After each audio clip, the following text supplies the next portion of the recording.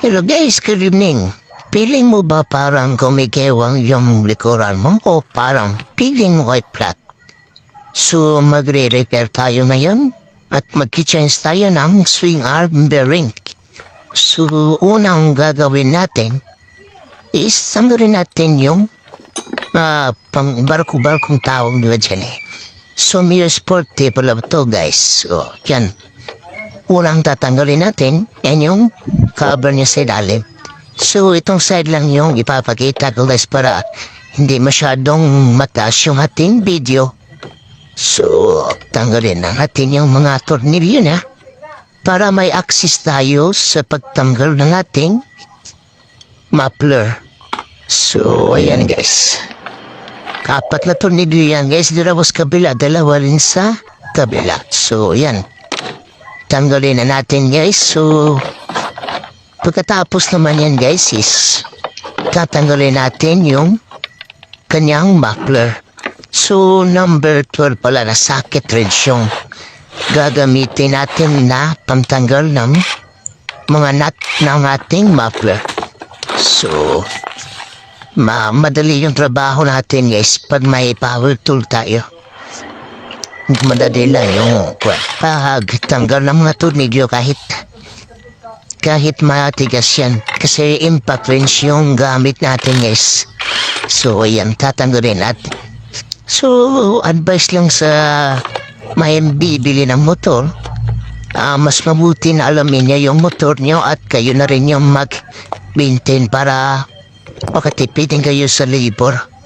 Mara kasi magpa-labor kung sa labas ka papayos yung guard mo motor.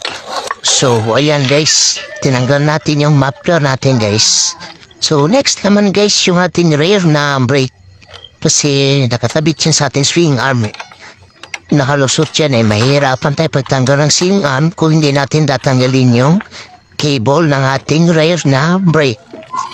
So ayan guys, tatanggalin lang muna natin para madali lang talaga yung pagtanggal. So yan.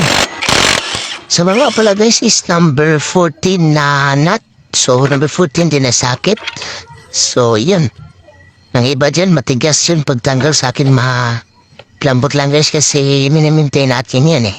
So sa ibabaw naman guys is number 12 na tornilyo. Whole bolt. So kailangan ng kontra na number 12 na open wrench or box wrench. So yun. Yan, matigas na guys. Oh. So pag matigas na guys, gamitan natin pupukin na yan. Yan naman yung sa ating swing arm na may bearing guys. Yan yung may problema. So number 17 na socket yung gagamitin natin. So yung nut niya is number 17mm. So matigas yan guys. So pupukin na lang natin.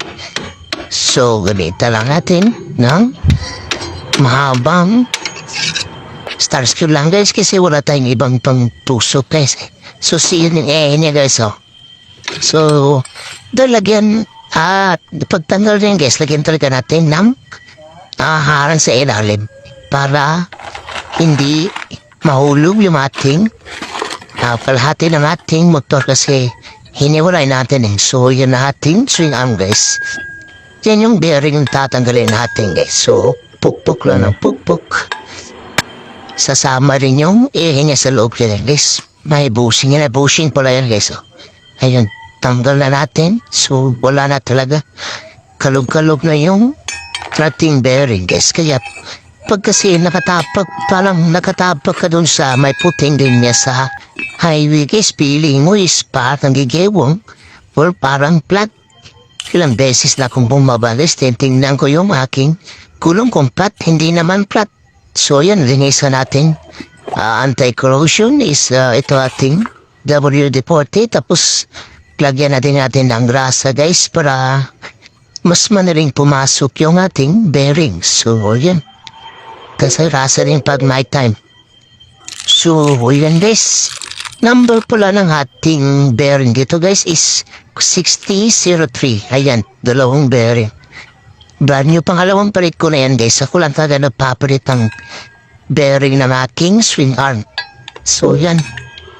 pagpukpukin na natin guys, pwede rin yung bearing na luma yung gamitin natin guys, na pang tabon dyan guys, para hindi masira yung ating bagong bearing yan guys.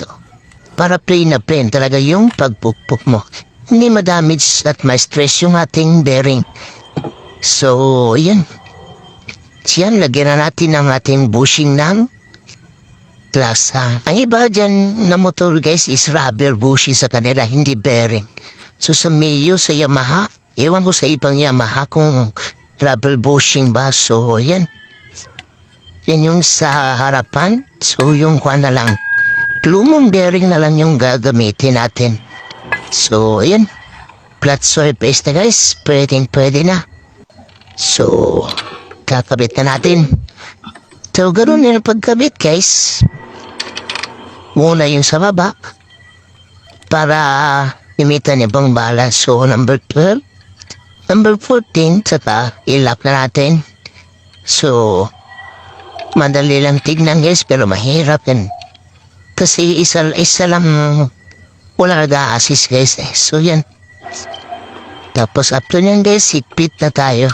So, dapat din may pangunta din yan guys. Yung ating number 12 at 14 na pulled nut para matigas talaga. So yan guys, advantage to yan ang may impact wrench guys. So yan guys, higpit na lang tayo sa ating Fulton nut. Kailangan din ng hindi na ko din walang pangunta yan guys. Kamay lang kasi impact wrench ginamit natin dyan guys.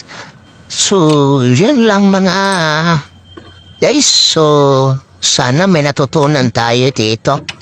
Tipid tips tong ginagawa natin guys. So ingat tayo lagi at keep safe and ride safe to lahat guys. So ayos na, wala sumasabay na yung ating crankcase. So ingat lagi, bye bye.